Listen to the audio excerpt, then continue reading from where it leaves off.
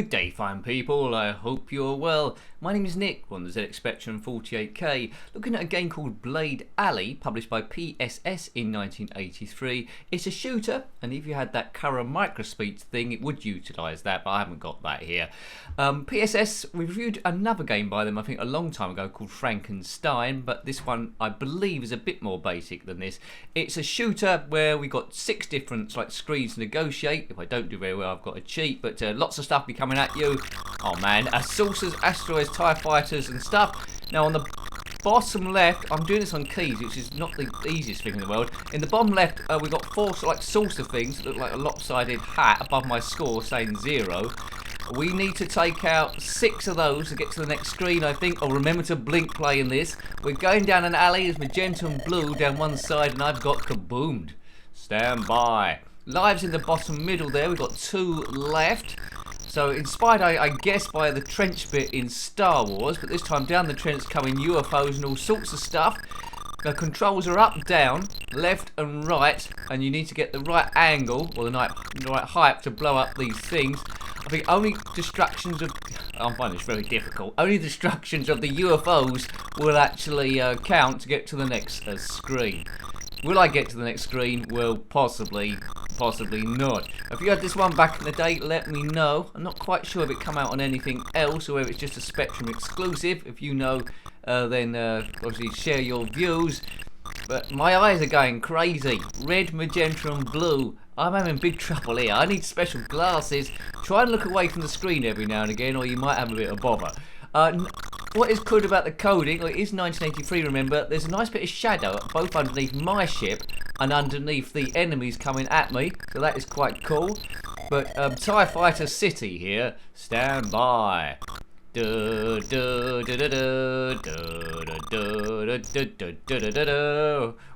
is that shuttle going? I don't know, as I try to survive. Now these reviews are always about, would you have played the game back in the day? If you've been gifted it as a kid or spent your pocket money on it. Now if I spent my pocket money on it in 1983, without a big knowledge of games, I probably would have liked this. I would have played it every now and again, but I'd be desperate to get off this first stage. It wouldn't have bothered me that these colours flashing into my adult eyes, into my young eyes, they would be able to cope with them easily peasily. I would have liked those stars above the magenta and blue stuff flashing by, so I would have been more than acceptable to this game. Do check out the Frankenstein game, which is a lot more advanced than this one, and it is cool the way the ship's gliding left and right, but it's going backward and forward. It isn't just straight, so that shows a bit of ingenuity, a bit of skill.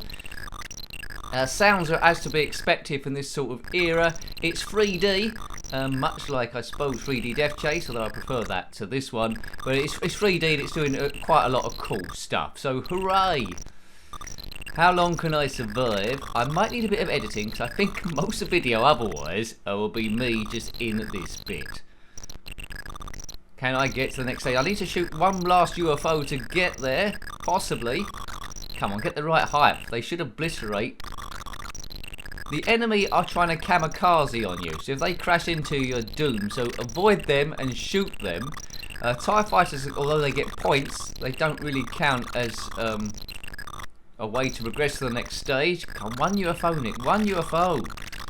Let's take this thing. Oh man, I'm getting a bit scared here. If you like the Spectrum games, we have reviews coming up to 850 at the moment at the time of recording. If you want to get there, you click on my username, then click on playlist, because that'll take you to the YouTube channel page, and then on Spectrum, whatever you want. So that's rated me as Space Cadet, which translates really as rubbish. One last go without using the poke. 6 UFOs to take out. I guess once you get in a rhythm of this, you'll be taking them out quite quickly. This is my, second go now, so I'm not really finding the rhythm that well. But it's from my favourite era of gaming, where things were just getting started, really. There was games in the late 70s, of course, the Atari stuff, Atari 2600.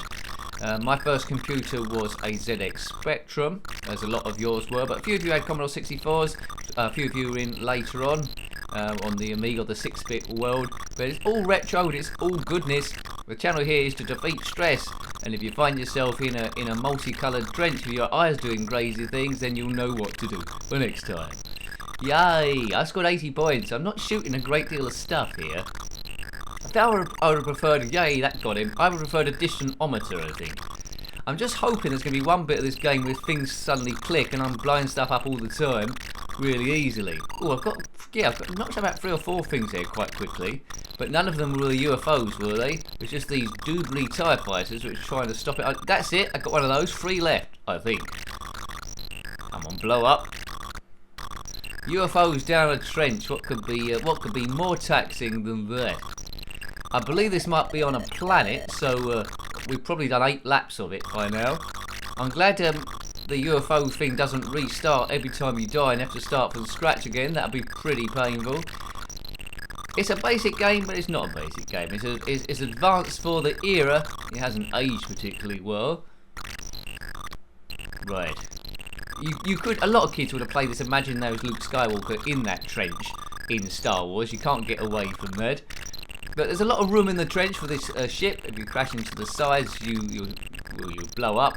So, and in any collision with any of the enemy are there too. Last life. I've got to do it now. If I don't do it now, we're doomed. We're doomed. It's possible I might look at this at a live stream in the future. It's the sort of game where I think, oh yes, this might be a bit of an opener to say hello. The live stream is about the place. Marvellous. I don't think this is very well known, this game. I don't know why it's called Blade Alley. Better than I suppose calling it Kirsty Alley. And Blade, it was already licensed to the Marvel Comics. Blade. Wesley Snipes hadn't played him then. 1983. I was probably at junior school then, was I? Yes, junior school. Right. Seems like a long time ago, but I still got sort of like memories of it. We had a load of duff teachers, but that was back in an era where they probably weren't being monitored or marked for anything. I think one year in junior school, I think the whole year we was being, our teacher was a PE teacher, we learnt nothing. I only seem to remember putting paper mache around a balloon. That might explain a few things why I'm not a rocket scientist at this point in time. I remember a lot of badminton and putting paper mache on a balloon. That was a lost year. I'd pay good money to relive that again, Nick. In the next year, all you're gonna do is go to school to about 3 o'clock in the afternoon. You're gonna put paper mache on a balloon every so often and play a lot of badminton. Right, I'm gonna put a poke on now while we talk about badminton. I'm still a space cadet. So we should have infinite life now if your eyes can take the thing. Blow up these UFOs and we're there. Might need a bit of editing if this is going to take me all day. If you haven't blinked already since watching the video, blink now. Do lots of blinking, look away, have a glass of water, do stuff. We're in deep space, in some multicoloured universe. Trying not to go blind. Kaboom. Oh man, right, I'm gonna have to. Right, I won't let you sit all through it. I'm gonna do some editing now, and we'll jump forward to see if I ever do the thing. Right, right.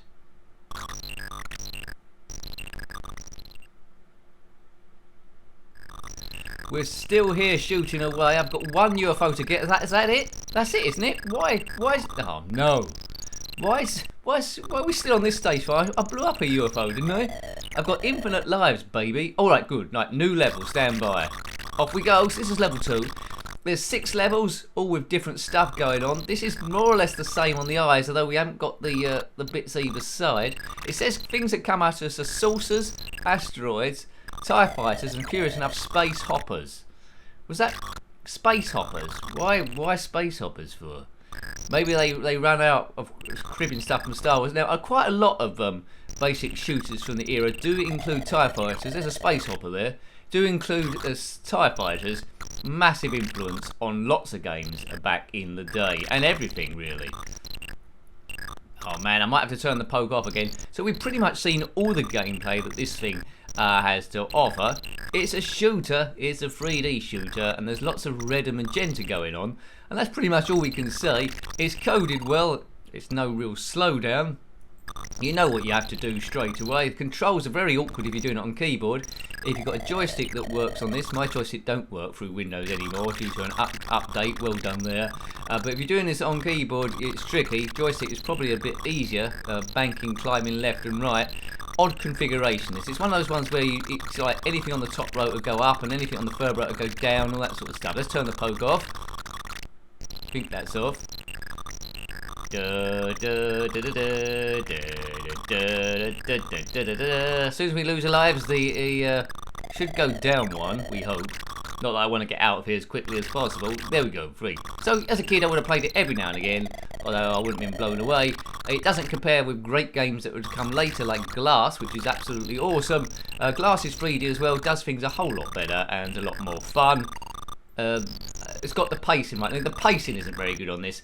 I think this game would be better if the levels didn't last as long. Instead of 6 UFOs to destroy, there was about 3, and then I would have had it found it much better. So that's pretty much what it is. It's coded well. It's a good idea for a game. Controls a bit awkward, paced badly, have shorter levels, and it would have been a whole lot better. But overall, it's not bad for 1983. It's pretty impressive stuff. And that's what I think about it. Kaboom. Kaboom! We're kabooming lots of stuff now. I'm getting my eye in as we get killed by a space hopper, and that's the end of our life. Game over. Well, I hope you liked having a look at that one. You've heard what I said about it. It's Blade Alley on the ZXspectrum 48K, published by PSS way back in 1983.